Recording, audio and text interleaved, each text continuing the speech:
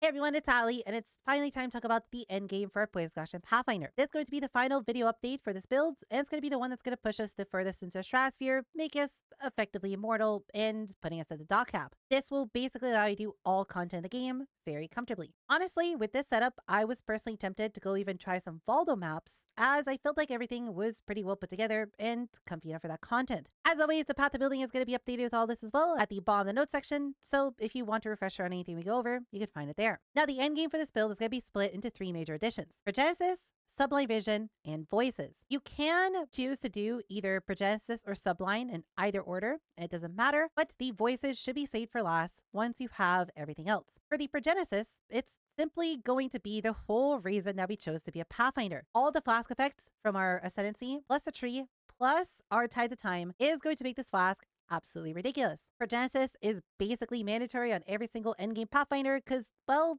with this and Petrified Blood, we just nullify 75% of all damage that we take. While sure, you would take it over 4 seconds, given we have a very strong life flask with Master Surgeon, that damage basically just never happens. With this by itself, not only are you going to be Chaos Risk capped, and that's going to feel amazing, but you'll basically never really die unless something just straight up one-shots you, which is going to be fairly rare. This does mean you're going to lose your Quicksilver Flask, but we are going to be getting that back into the build fairly easily through the Sublime setup swap that either happened before you did all this or shortly after buying your Progenesis. For the Sublime setup swap, what we're going to be doing is we're going to be using a Purity of Ice Sublime Vision, and you could use a Purity of Lightning one, but it's going to be significantly worse in the late game due to us being able to use Cold Res tattoos to overcap our Cold Res by quite a bit, which is fairly important as you don't want to be just at 90 max Cold Res. And this is going to be paired up with a Watcher's Eye that also has the conversion Purity of Ice mod on it. And finally, a Timeless Jewel that's going to give us the Bakwa, which is going to turn a Keystone into Divine Flesh, converting the last 50% over to Chaos. With this, half of all elemental damage you take will be taken as Chaos, and then between the Watcher's Eye and the Sublime Vision, 50% of your fire and lightning damage are going to be taken as cold, meaning you will only ever take cold, chaos, and physical damage. The reason we're going to want to do this is because we really cannot fit a second Betrayal Sting into the build while having to worry about all 3 elemental resistances. It's simply way too much res that you need on all of your gear, and with us being able to do all this, we only need to res cap our cold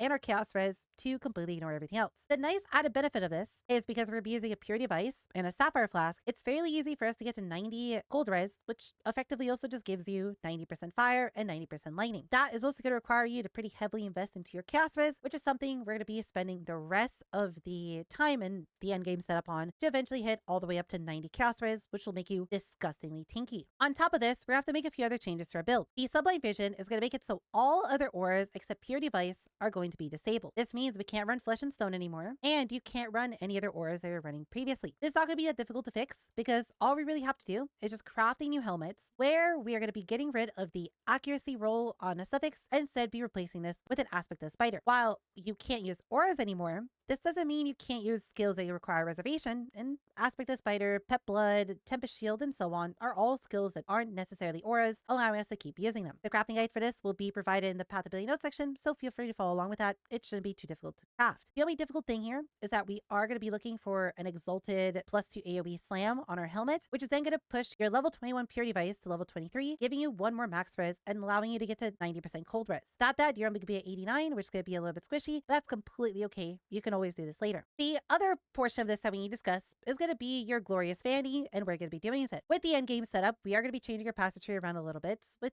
the thing that we need to discuss is this upper area right here. When it comes to this jewel, there are going to be 2 things that you care about: the number and the name. You specifically need to find a glorious vanity in the name of Zabakwa, as that is going to turn any keystone within the radius into divine flesh. We absolutely need this for the setup to work. What we could do to make this a little bit better is to try and find some of the new notables that changes within the circle that can potentially be useful for you. For example, with the glorious vanity that is in the path of building, we have a Cult of Chaos, which gives you +1 maximum chaos res, and we have ourselves a Thaumaturgical Protection, which gives you 8% spell block. You are going to have quite a few options here, and it's going to be up to you based on what points you want to pick up. This path of building is for level 96, so you do have a little bit of leniency in terms of what you can look for. And if you did want to go and find yourself a Timeless Jewel that would fit your circumstance, first you would go and just put any glorious vanity inside the circle, and then click on every single notable that is at most 2 passive points away. So all these over here, and these 2 notables here within our Perfect Agony and possible escape radius. And then from there, you simply just click Find Timeless Jewel. And then here we need to set the jewel type to Glorious Vanity, the Conqueror to Zabakwa,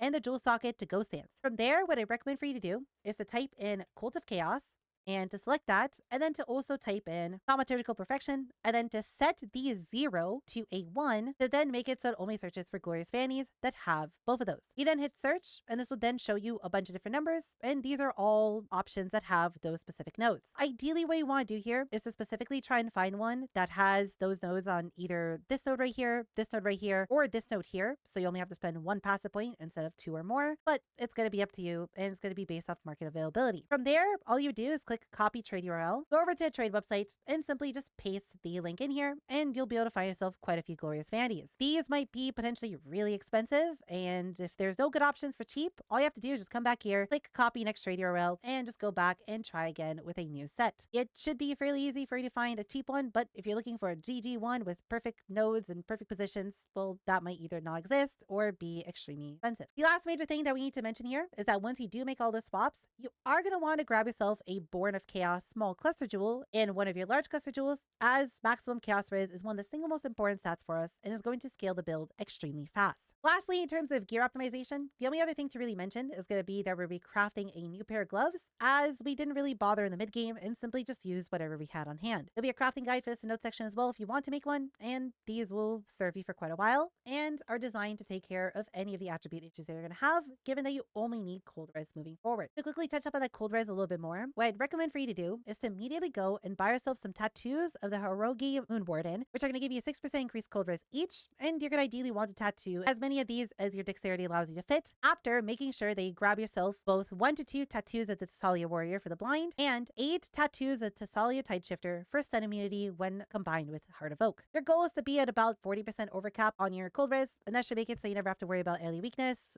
cold exposure, or any other nasty minus cold res debuffs that will make you significantly squishier. The final thing that we need to discuss in the super late game setup, if you wish to push the build even further, is going to be the addition of 3 passive or smaller voices in here. I would not recommend to attempt to do this with 5 passive voices. You're going to need 3 or less. And basically what this allows us to do is it'll allow us to fit in 3 total Born of Chaos while being able to get very close to DoT cap, which is 36 million DPS, which is the most damage a damage over time build is physically able to do. With this, you'll be able to hit 90 chaos res, and well, you're going to basically double your max hits in comparison to what you had before. That's all there really is to be able to add into this build. While there are other few minor optimizations that you can make, such as grabbing yourself a new pair of gloves, a new pair of boots, and just overall tightening the total rules and everything, there really isn't anywhere else to be able to push this build any further. If you do manage to make it all the way up to that point, I hope you enjoy an absolutely immortal build that basically can't die to anything. That should pretty much tear through all content fairly easily. I never thought we'd get to this point.